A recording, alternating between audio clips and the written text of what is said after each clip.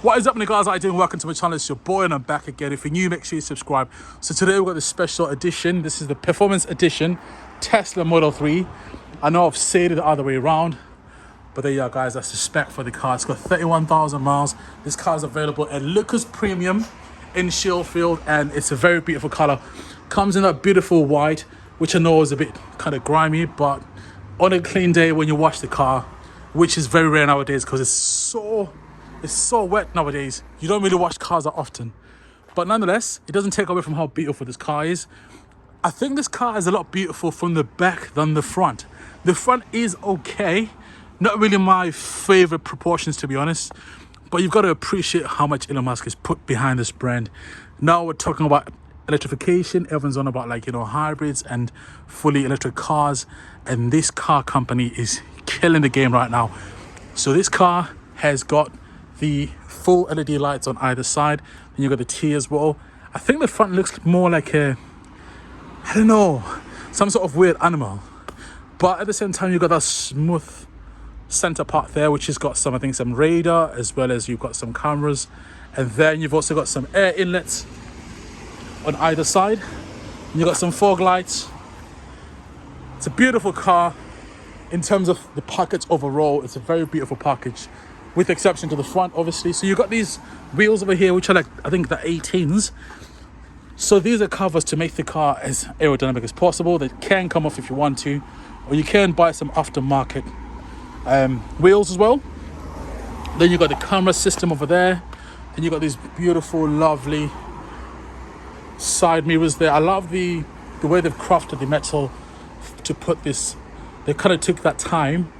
I think if I was to buy this car, I'd definitely de-chrome all of this, just make it black. I think black and white go well together if it's spec'd properly. So you've got the glass roof as well at the top there. Then you've got the chrome, which surrounds the windows. Then you've got the flash the handles, should I say, door handles. These are flush to kind of help the car be as aerodynamic as possible. Then you've got the back as well. So what we'll do is we'll open the car, like so. That's how you open the car. Oh, hang on a second. There we go. It should open up now. No? How do you open this? Oh, I know how you open it. Yeah. I've seen it countless times. Wait, how do you open this?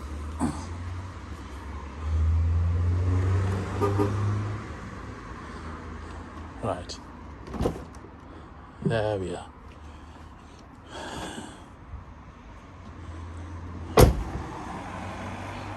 Right, so boys and girls, we've got the Alcantara there in the midsection. Then you've also got the leather as well. The leather does look on the cheap side, if I've got to be honest. You've got the stitching on there. Then you've got the gloss parts for your window buttons. Then you've got the door beam over there. Then you've got the kick plate there that says Model 3. Then you've got the leather on the chairs and everywhere else. The quality of the leather is not that great. Maybe I've been spoiled by cars like Bentley, Rolls-Royce, so I've kind of got maybe a biased point of view, but I think as a everyday car, the leather is okay. With this car, you're comparing it to cars like the Mercedes-Benz C-Class, Audi A4, and the other cars, like I think the BMW also make one as well. I think it's got the 4 Series Grand Coupe body. I think it's called the i40. So you're comparing to that price bracket. So when you're spending money on cars that cost 45 to 50,000, I suppose you do expect this kind of leather. Then you got the minimalistic inside, which we know from Tesla. So what I'll do is I'll hop in, then we'll just go from there.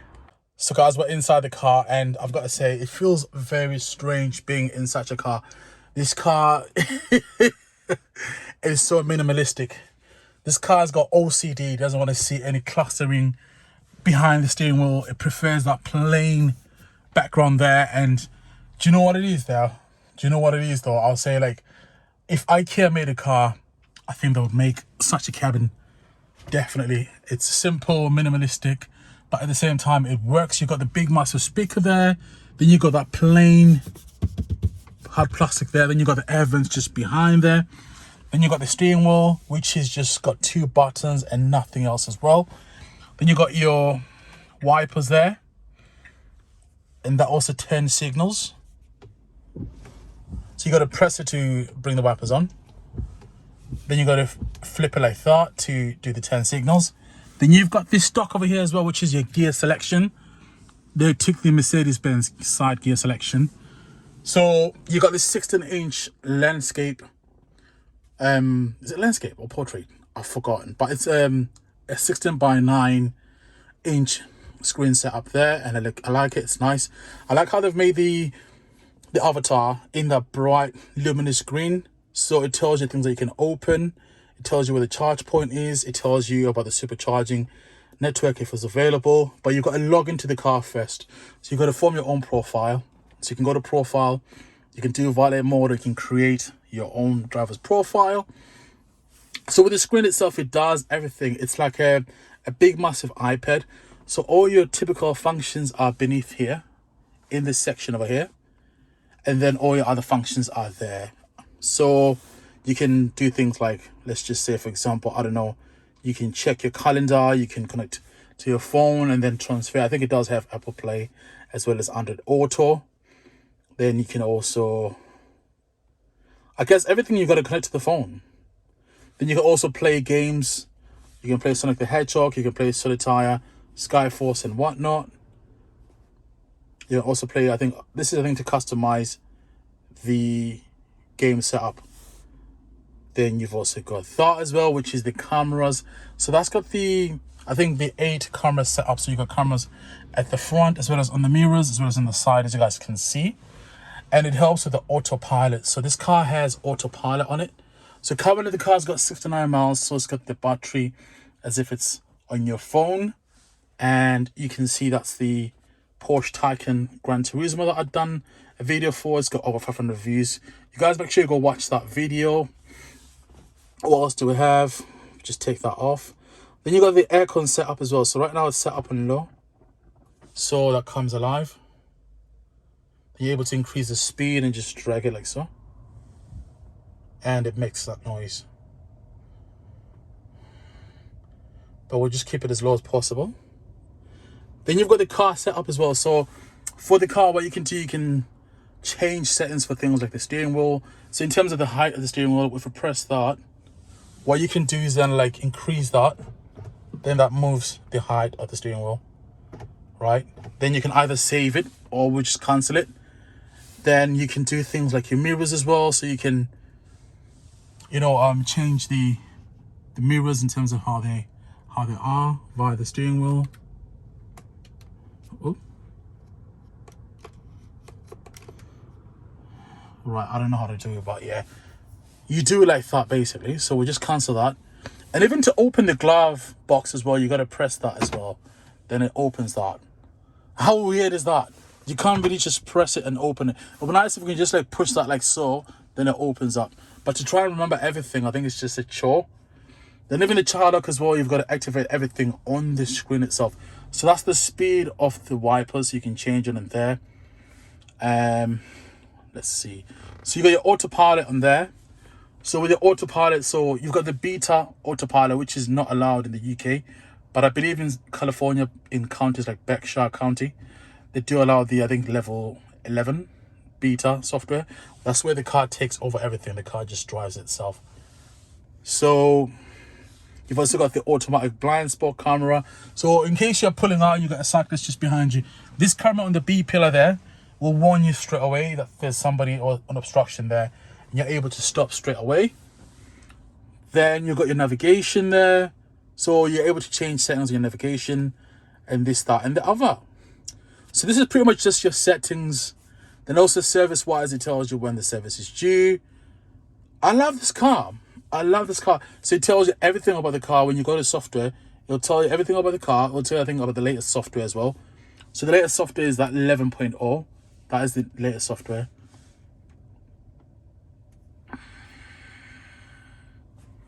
I really want one.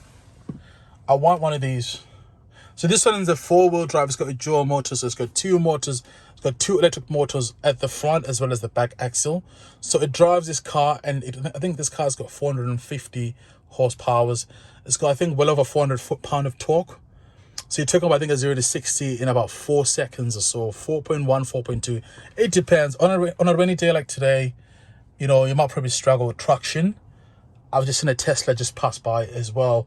I used to criticize these cars, but I think once you get in this car and you appreciate everything about it, it's so different. It will take you probably 2 to 3 weeks to learn the car, because you haven't got the speedometer there. It's just next to you on the screen. So I think just trying to get used to that setup can be quite confusing sometimes. But then I think it's just like something new. It kind of pushes you from your comfort zone, which I think as people do need to get pushed from our comfort zone. What I do love about Tesla is how they've got the supercharger network and how well it's set up. So you can, you know, I think get up to 250 kilowatts charging in certain superchargers, which means you can charge your car from 10% to 80% in probably like 15 minutes, which is amazing. And also Tesla have got an advantage over other manufacturers because they've already got their own charger network. So you can take this car. Somebody like me, I'll be going to Europe next year. I want to go to Germany, I want to go to France, I want to go to Sweden, Amsterdam, Netherlands. So those countries, they've got like a big investment in terms of green energy. So they've got a lot of charger network set up. So I will not struggle that much, you know, in those countries in terms of charging my car. I love it. I love it. I think the only criticism I'll give this car is it hasn't got any ambient lighting. I love ambient lighting, and I think it's missing here. I can't see it, and it's a shame. So what we'll do is we'll go to the front and check the front out. I think to open the front, you've got to press that. Then that opens the front. So we'll just go check the front out and just go from there. So to open the door, guys, you've got these handles here. So you just press it like that, and it pops it, and it lowers the window as well. This car's got no frames on the windows. It's just purely just the window itself. So let's go to the front.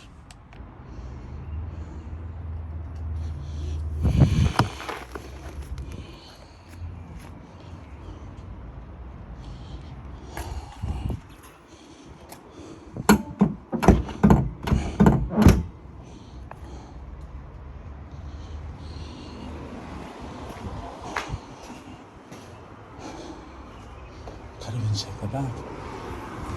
Okay, so we're just back inside the car. We couldn't go to open the boot because it's very close to the window. I don't want to break that. So in terms of leg space, it's got decent leg space. I can't go to the back because the car's parked very close to the wall. Again, unfortunately, I can't do that, but I can tell charging that it's reasonable enough. I do love the black interior because the car is already white. So with the black, it kind of brings that nice contrast. Sometimes you see like a very light ivory or like a white interior. I'm not a fan of that because I like to wear blue jeans. But yeah, to probably answer this this question that was burning inside of me, that is this a good car? Is this a decent car? Is it just like I don't know, just a hype train? I think it's a decent car. I think it's a beautiful car. It's not a hype train. Would I have a problem, I think, with driving this car without the instrument cluster? Probably not. I'll get used to it. You've had people driving Priuses for a long time, since 2004, which had the speedometer in the middle. You had people driving, like even my father used to own a Morris Minor, which didn't have a speedometer, you know, in the front. It had it on the middle there. You also have people that have been driving cars like the some of the Japanese brands. They've always had the screen in the middle, and I think it's a good thing because once you focus on driving at the front, you just focus on the road. You're not focusing on looking down.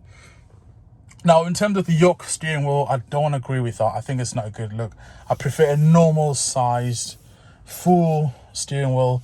I don't like all this, like, you know, cut off there. It's just not for me. One thing I also forgot to speak about as well, guys, is the storage compartments. So in this middle tunnel there, you've got this glossy material, which I don't like. This car's done about 34,000 miles. You can tell with the scratches there as well. So it's always best to buy this car brand new because people tend to have dogs. So if you just press that in, that will show you that. I think that's probably for your phone. I don't know what that's for. Somebody in the comments let me know. Then that opens as well. That's quite deep. Look at that. So you can shove things in there. This car will get validated, so don't be shocked by the quality of it. Oh, that's not closing anymore. We'll just leave it like that. And then we'll also check the center armrest as well. That's got that. So you're able to put your stuff in there as well. So overall, it's okay. What am I probably thinking of which this car doesn't have? It hasn't got any wireless charging for your phone, like a wireless pad, so I think I'd prefer that. What else? What else? In terms of criticizing, I think I'd prefer maybe more buttons on the steering wheel. Certain buttons, such as the voice activation button, so you're able to press it and the AI comes on, speaks to you. I would love that. Also things like, I think, cruise control or adaptive cruise control or autopilot, I prefer to be on there. I think just frequently used buttons, even like the radio or the volume button, I prefer that to be physical.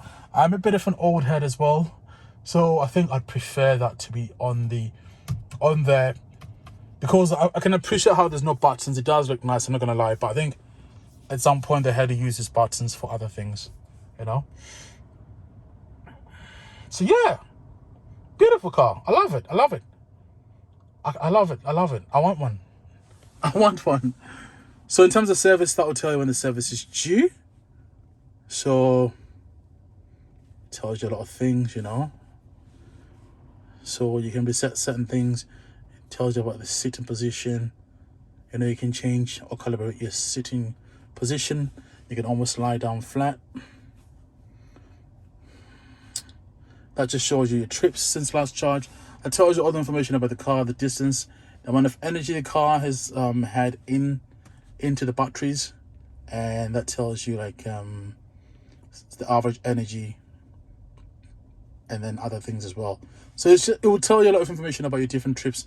Then it's able to, I think, give you updates on how you drive, and if perhaps maybe you want to improve your driving by doing certain things. Oh, it does have ambient lighting. All right. So you're able to, you know, headlights after exit, steering wheel lights. Oh, it's got lights as well. Okay. But I don't think it's got like a full package for your ambient lighting.